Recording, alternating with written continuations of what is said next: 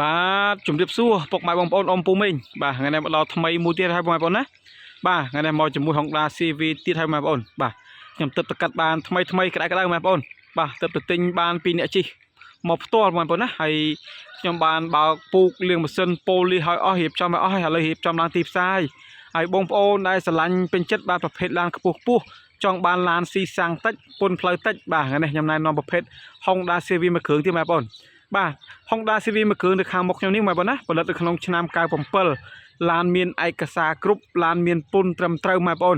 បាទមានឯកសារគ្រប់មានពុនត្រឹមត្រូវបងប្អូនណាឆ្នាំ97បងប្អូនអើយប៉ុន្តែប្រភេទឡានថ្មីឡានស្អាតណាបងប្អូនឡានមួយគ្រឿងនេះអត់ដែរមានប្រវត្តិបុកប៉ះកាត់តស្ងោតលពណ៌ទេបងប្អូនណា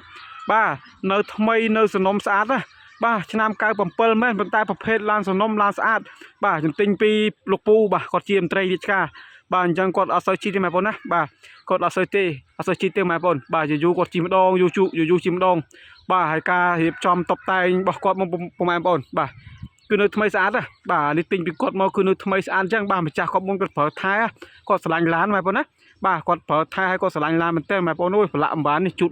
លាងបាទតម្រាំទៅសុំគាត់ទិញបានបងប្អូនណាបាទតម្រាំទៅគាត់ដាច់ចិត្តលក់បាទតម្រាំសុំគាត់ទិញបានបងប្អូនអើយបាទមិនងាយគាត់តថ្លៃគាត់ឡើងមួយខែជាង2ខែបងប្អូនមកទិញបានហើយបងប្អូនឃើញបាទសាច់ដែកក្លុកកលៀតនៅថ្មីនៅស្អាតបងប្អូនណាបងប្អូនចង់ទិញដាច់ក៏បានចង់វាយដោក៏បានបងប្អូនណាបាទចង់ទិញដាច់ក៏បានចង់វាយដោបានបាទមួយគ្រឿងនេះធានាជូនឲ្យបងប្អូនថាឡានស្អាតឡានអត់ដែរមានប្រវត្តិបុកប៉ះកាត់តស្ងោតលពណ៌ទេបងប្អូនណាគឺធានាថាឡានស្អាតមកសេរីចាស់ប៉ុន្តែប្រភេទឡានស្អាតឡានសំណុំបាទជារួមទៅប្រភេទហើយប្រភេទមេឡានតែម្ដងបងប្អូនណាមេឡានតែម្ដងបាទឡានមានពុកអត់មានច្រេះទេបាទក្រោមមួយនៅថ្មីស្អាតមែនទែនក្លុកកលៀតមកជុំនៅស្អាតសាច់ដែកអត់មានពុកអត់មានច្រេះបាទធានាឲ្យឆ្លាតដែរមានប្រវត្តិកាត់តស្ងោតលពណ៌បាទបងប្អូនណាហើយបងប្អូនបានទស្សនាបាទកុំភ្លេចបាទជួយ like ជួយ share បាទរកវីដេអូរបស់ខ្ញុំបានបងប្អូនណាដើម្បីបានវីដេអូថ្មីបន្ថែមរបស់ខ្ញុំបានទៀតហើយបងប្អូនឃើញបាទការរៀបចំតុបតែងមកជុំនេះបាទពីម្ចាស់មុនបាទម្ចាស់ក៏មករៀបចំតុបតែងអញ្ចឹងបងប្អូនឃើញបាទបិទក្រមេបាទដៃទ្វារបាទត្រឡោកកញ្ចក់រៀបចំមកខ្ចីមកស្អាតរបស់គាត់តែម្ដងបងប្អូនណាបាទគាត់ស្រឡាញ់ឡានបងប្អូនឥឡូវទិញពីគាត់មកហើយឥឡូវក៏ខ្ញុំលក់បន្តឲ្យបងប្អូនយកទៅប្រើប្រាស់បន្តទៅបងប្អូនណាហើយបងប្អូនស្រឡាញ់ពេញចិត្តអាចមកមើលបានទីតាំងខ្ញុំបាននៅខាងភ្នំពេញនៅខាងចောင်းចៅឬបងប្អូនអាចទំនាក់ទំនងសាកសួរតាមរយៈបាទព័ត៌មានតាមរយៈលេខទូរស័ព្ទនៅខាងក្រោមវីដេអូបានបងប្អូនបាទមកជុំជាមួយខ្ញុំបាទឡាននៅថ្មីសំណុំស្អាតអញ្ចឹងបងប្អូនណាបាទបងប្អូនឃើញសាច់ដែកមកជុំនៅថ្មីសំណុំស្អាតជាគៀងបាទជាគៀងប្រភេទជាគៀងភ្លឺច្បាស់ភ្លឺបានឆ្ងាយបាទជាគៀងសំណុំជីនផ្លាកលេខក៏ស្អាតបងប្អូនណាបាទ6614បាទឡានមាន7កាងបាទភ្លើងផ្លូវបានខ្ពស់បាទភ្លឺបានឆ្ងាយបងប្អូនហើយបងប្អូនមកមើលឯកសារជាមួយខ្ញុំអស់គ្នាតែម្ដងបាទកុំឲ្យថាមិនជឿបងប្អូនណាប្រភេទ Honda CV វាឯកសារវាបាទពុនផ្លូវវាមួយឆ្នាំទៅ100000បងប្អូនណាហើយពុនផ្លូវ2025ខ្ញុំបោះហើយស្រាប់ទៀតបាទឈៀក2026គោលបញ្ញត្តិពុននាំចូលនៅមានមកកាផ្លេបងប្អូនណា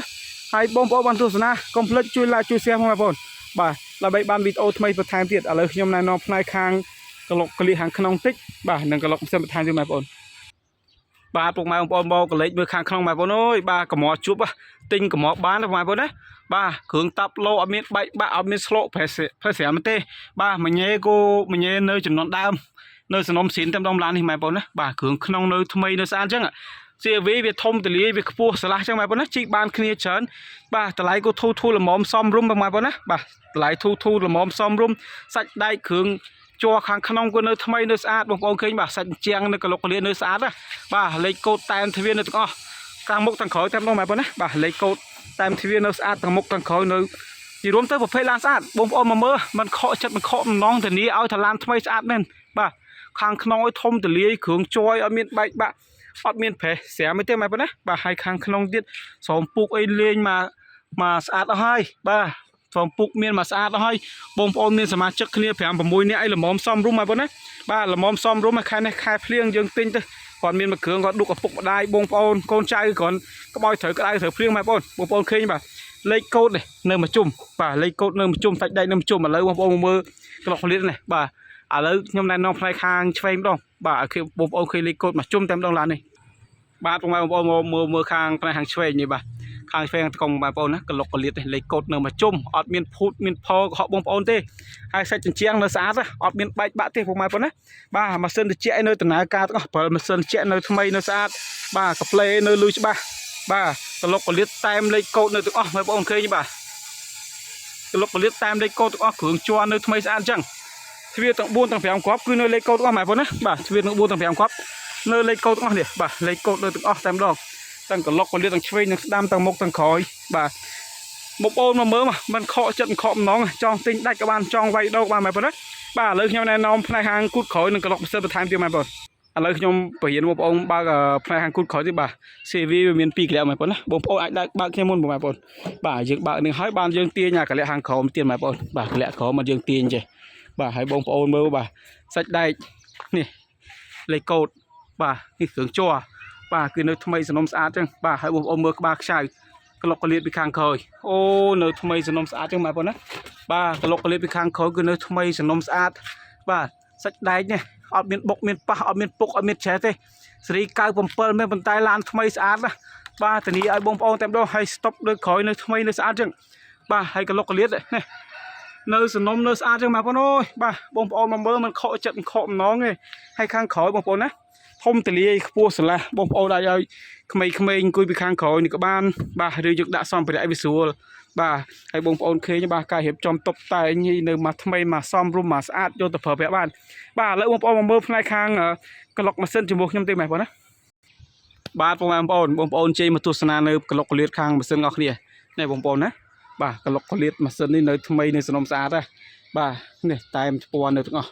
សាច់ដែកនៅស្អាតក្លុកកលៀតបាទអាគុយនៅកម្លាំងនៅពេញតាមដងបងប្អូនបាទអាគុយមួយឆេះទុកមួយថ្ងៃពីរថ្ងៃក៏អត់មានបញ្ហាបងប្អូនហើយនេះលេខបាទលេខតួនៅមានចឹងបងប្អូនណាបាទលេខតួនៅស្អាត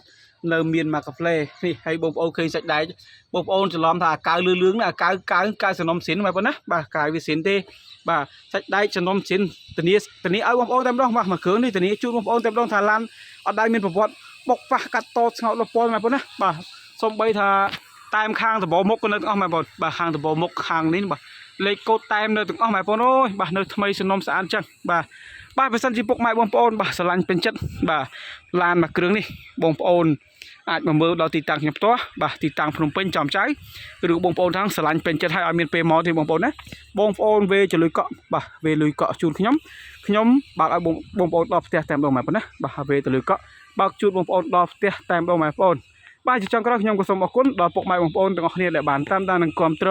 បាទរាល់វីដេអូរបស់ខ្ញុំបានជួយ like chia sẻ សូមអរគុណបាទសូមជម្រាបលាពុក